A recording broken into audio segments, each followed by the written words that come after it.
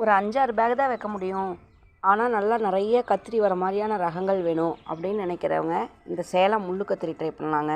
இது ரொம்ப பெருசாக வளரும். நமக்கு வந்து ஒரு 2 செடி இருந்தால் போதும். அதே போல் நம்ம வந்து வேங்கேரி கத்திரி ட்ரை பண்ணலாங்க. வேங்கேரி கத்திரி இந்த தைப்பட்டத்துக்கு ட்ரை பண்ணலாங்க. இங்கே பாருங்களேன், உங்களுக்கு எவ்வளோ கொத்து கொத்தாக காய்கள் வந்திருக்குன்னு. அது மட்டும் இல்லை, அது ஒவ்வொன்றும் பெரிய நீளமாக வரும். உங்களுக்கு வீடியோவில் பார்க்கும்போது கூட ரொம்ப சின்னதாக தெரியலாம், ஆனால் நேரில் பார்த்தீங்க அப்படின்னா கிட்டத்தட்ட 1 அடிக்கு மேலே வளரும். நல்லா புஷ்டியாக வளரக்கூடியது. இது ஒரு 5 செடி வேங்கேரி கத்திரிலாம் வச்சிங்கன்னா போதுங்க, வீட்டுக்குண்டான எல்லா நம்ம கத்திரிக்காயோடைய தேவையே முழுசாக நிறைவடைஞ்சிடும். இங்கே பாருங்களேன், இதோடைய நீளத்தை பாருங்கள் இவ்வளோ பெருசுன்னு. இது இன்னும் புஷ்டி ஆகுங்க.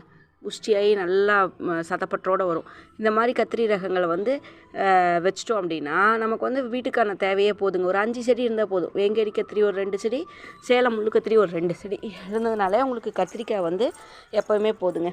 இந்த மாதிரி ட்ரை பண்ணி பாருங்கள் இந்த தைப்பட்டத்துக்கு. நன்றிங்க.